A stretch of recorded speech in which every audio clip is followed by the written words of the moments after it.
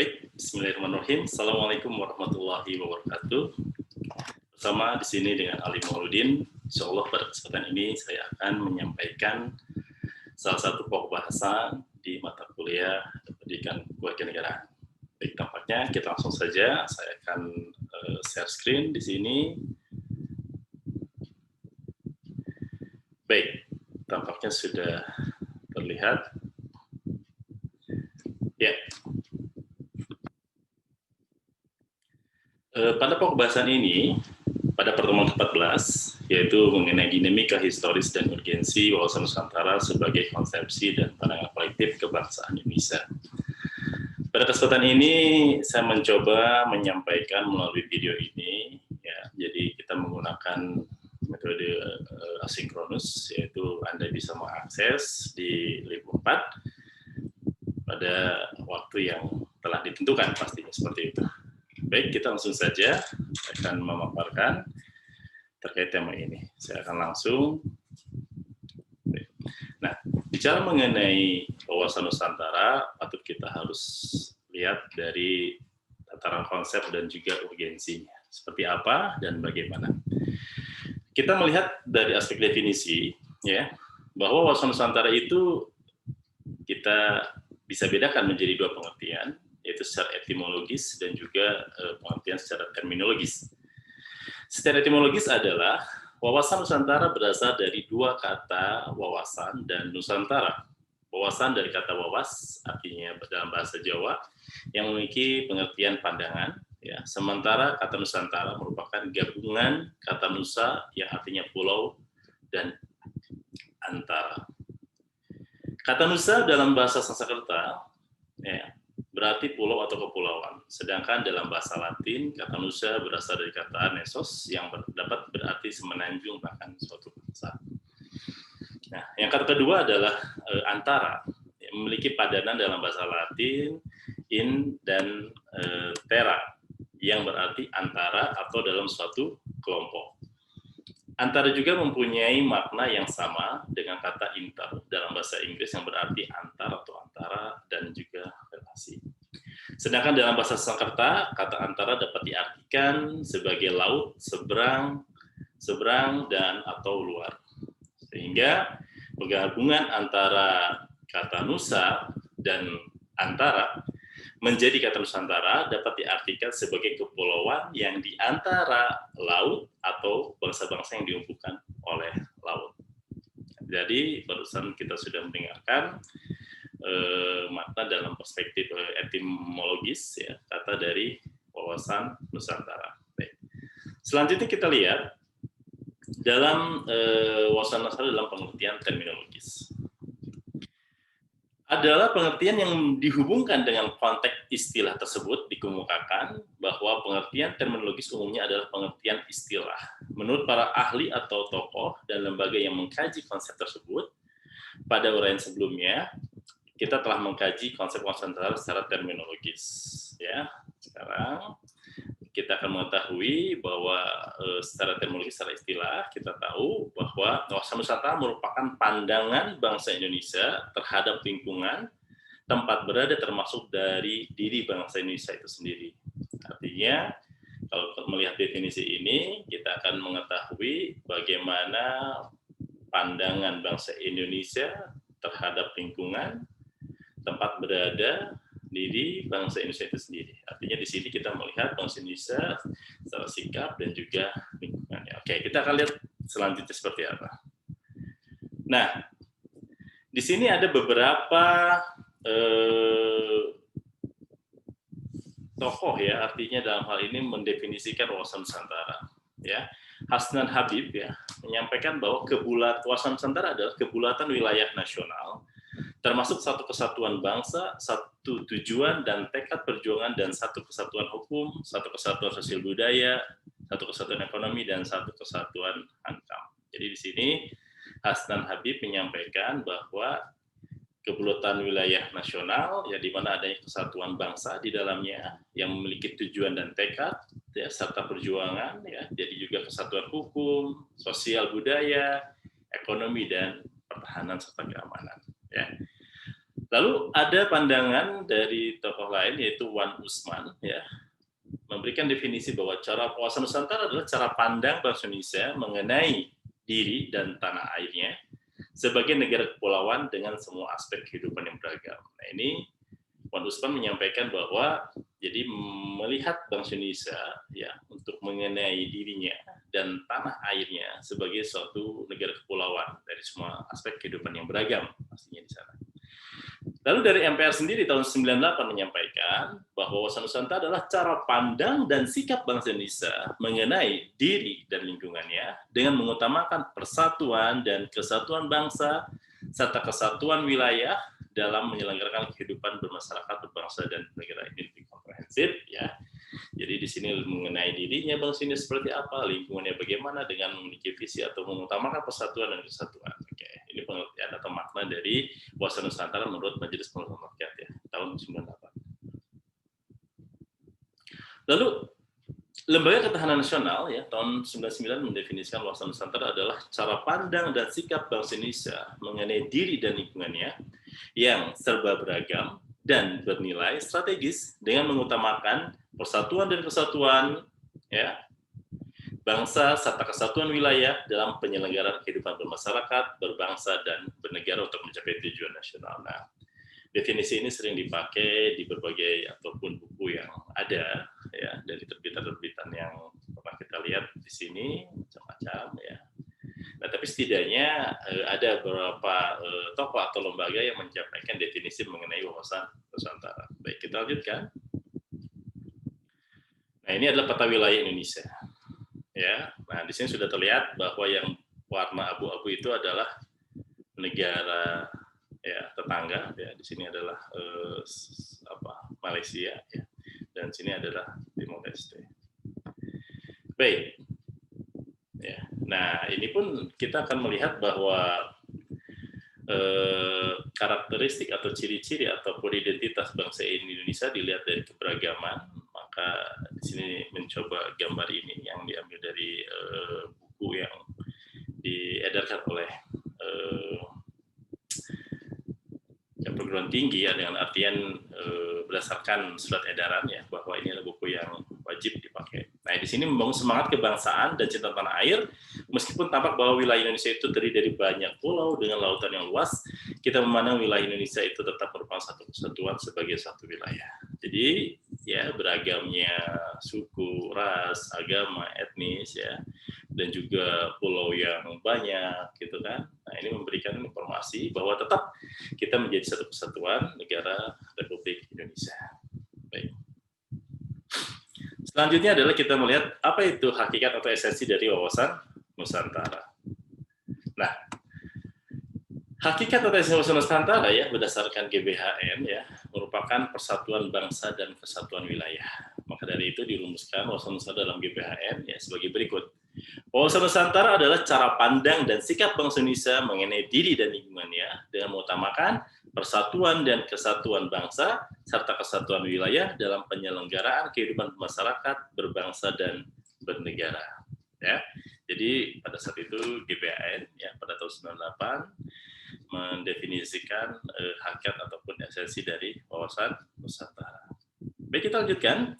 Nah, sekarang kita akan menggali sumber historis, sosiologis, dan politis tentang wawasan Nusantara. Kita lihat dari latar belakang historis atau wawasan Nusantara. Nah, kita sering mendengar kata-kata wawasan Nusantara, atau misalnya Anda ketika di sekolah ada tulisan selamat datang, ataupun tulisan wawasan Weta Mandala, ya itu salah satu yang pernah saya lihat di sekolah saya waktu itu.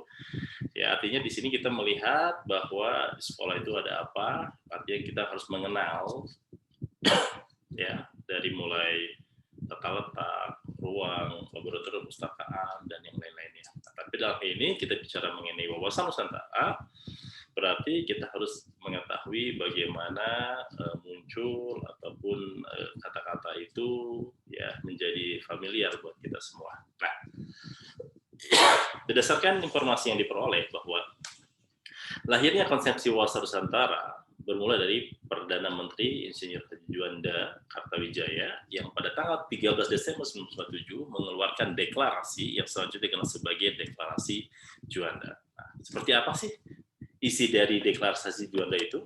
Nah, bahwa segala perairan di sekitar, di antara dan yang menghubungkan pulau-pulau yang termasuk negara Indonesia dengan tidak memandang luas atau lebarnya, ya, adalah bagian-bagian yang wajar daripada wilayah daratan negara Indonesia. Dan dengan demikian, bagian daripada perairan pedalaman atau nasional yang berada di bawah kedaulatan mutlak negara Republik Negara Indonesia. Lalu lintas yang damai di perairan pedalaman ini bagi kapal-kapal asing dijamin selama dan sekedar tidak bertentangan dengan atau mengganggu kedaulatan dan keselamatan negara Indonesia. Penentuan batas landas lautan teritorial yang lebarnya 12 mil diukur dari garis yang menghubungkan titik-titik ujung yang terluar dari pulau-pulau negara Indonesia, ya, sehingga ketentuan-ketentuan di atas akan diatur selekas-lekasnya dengan undang-undang. Artinya di sini, ya Perdana Menteri Haji Juanda Kartawijaya ini yang mendeklarasikan, ya, Juanda ini menginformasikan bahwa kita memiliki lebar 12 mil, ya, dari garis pantai terluar. Nah, ini ada perbedaan, ada perubahan. Dari ini kita melihat salah satu saja, tapi kita lihat dulu ke belakang, ya, bahwa isi pokok dari deklarasi ini adalah bahwa lebar laut teritorial Indonesia adalah 12 mil, yang itu dari garis yang menghubungkan pulau terluar Indonesia, ya, 12 mil dari garis pulau yang menghubungkan pulau terluar Indonesia. Nah, dengan garis teritorial yang baru ini, wilayah Indonesia menjadi satu kesatuan wilayah, ya, menjadi satu kesatuan wilayah. Laut di antara pulau-pulau bukan lagi sebagai pemisah, karena tidak lagi laut bebas, tetapi sebagai penghubung pulau.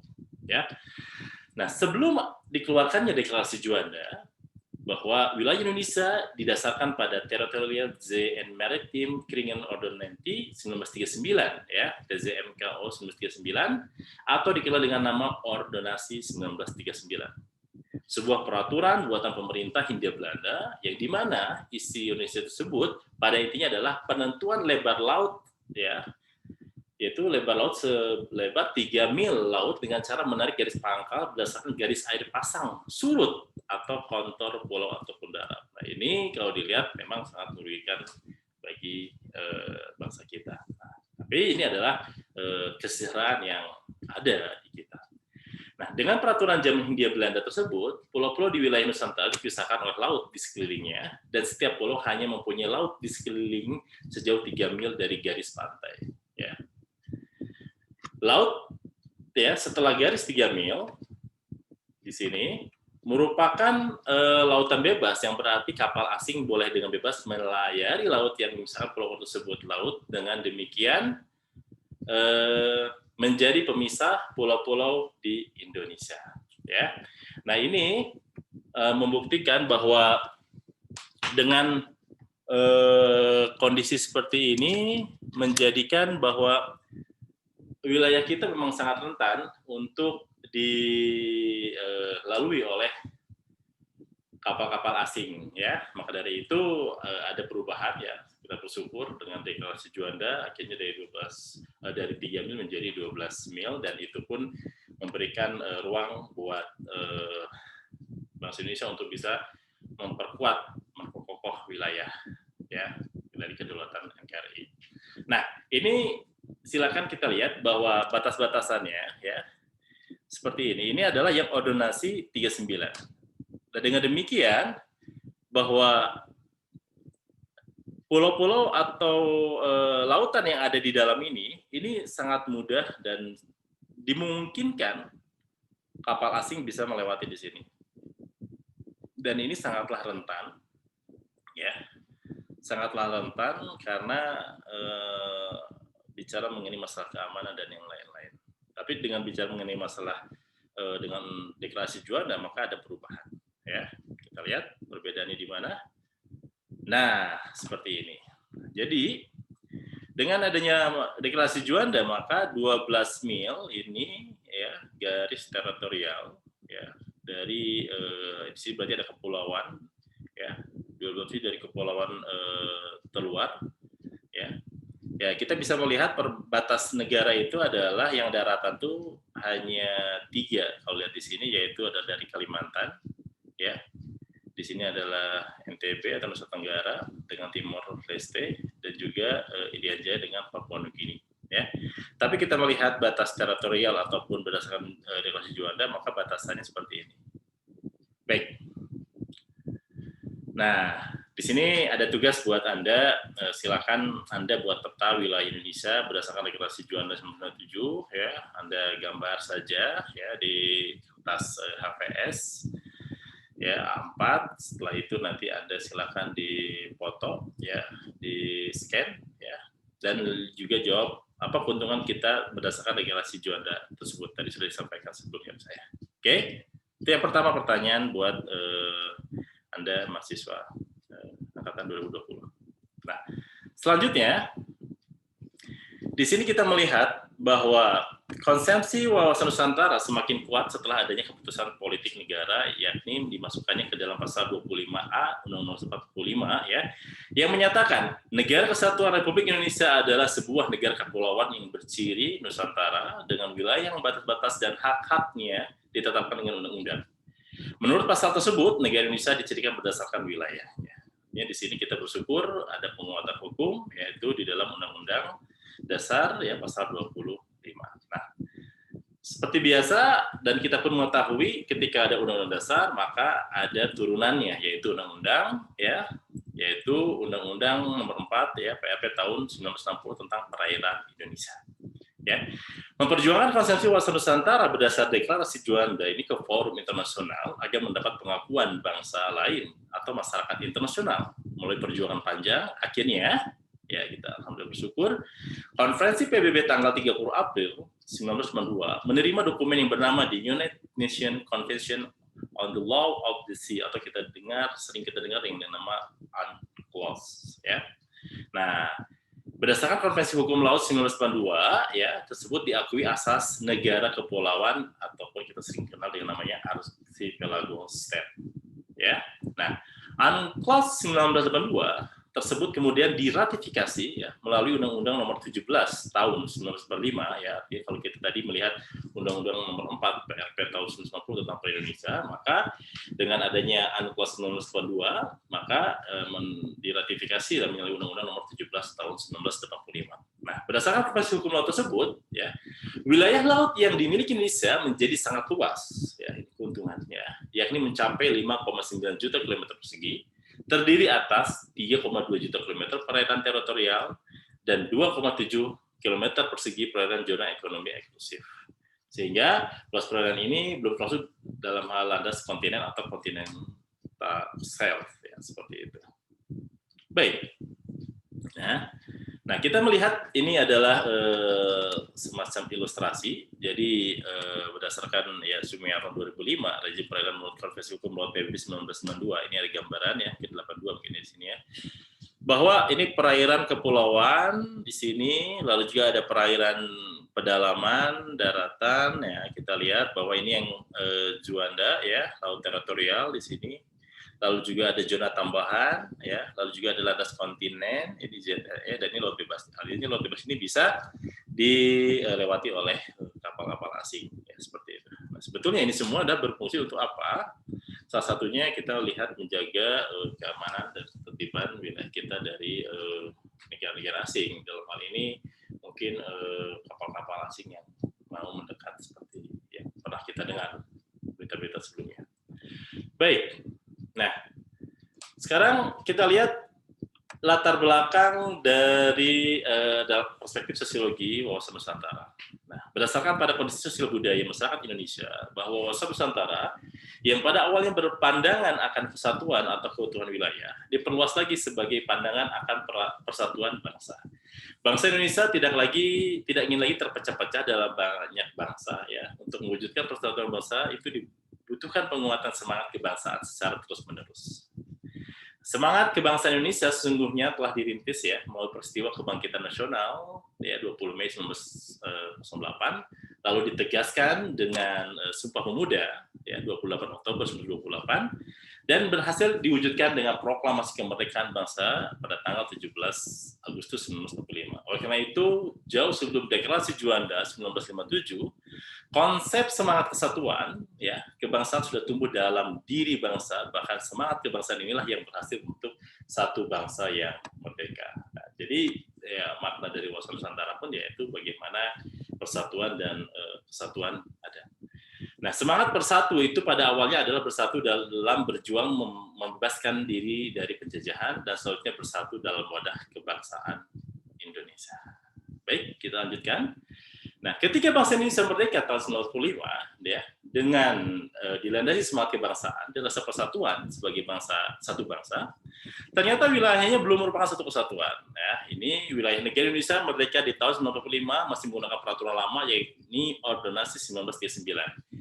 Di mana lebar laut teritorial Indonesia adalah 3 mil tiap pulau. Akibatnya adalah wilayah Indonesia masih terpecah dan dipisahkan oleh lautan bebas. Artinya kapal-kapal asing bisa melewati ke wilayah perairan-perairan di antara pulau-pulau yang ada di kita.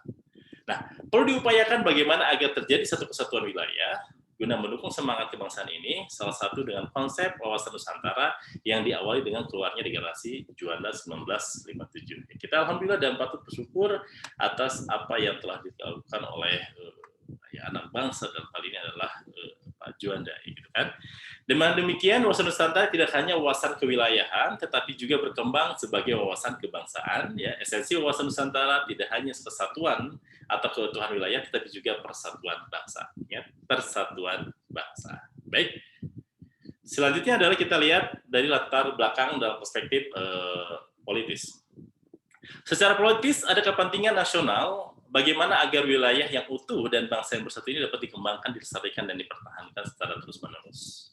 Nah, kepentingan nasional itu merupakan turunan lanjut dari cita-cita nasional, tujuan nasional, maupun visi nasional. Ya.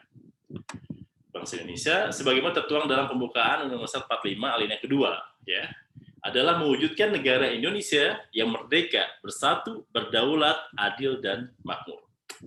Tujuan nasional Indonesia sebagaimana tertuang dalam pembukaan Undang-Undang 45 alinea keempat, salah satunya adalah melindungi segenap bangsa Indonesia dan seluruh tumpah darah Indonesia. Sehingga kita melihat bahwa dalam ketetapan MPR nomor 7 garis miring MPR tahun 2001, ya, bahwa kita memiliki visi nasional, ya, di mana visi Indonesia masa depan adalah terwujudnya masyarakat Indonesia yang religius, manusiawi, bersatu, demokratis, ya, adil sejahtera, maju mandiri serta baik dan bersih dalam penyelenggaraan negara. Baik. Nah, itu dalam latar belakang ataupun politis. Nah, di sini, rumusan wawasan Nusantara dimasukkan dalam naskah garis besar haluan negara GBHN. Tadi pernah kita singgung sedikit di awal, ya, bahwa di sana kita melihat bahwa ada rumusan wawasan Nusantara. Sebagai hasil ketetapan MPR mulai tahun 1973, 1978, 83, 88, 93, dan 98.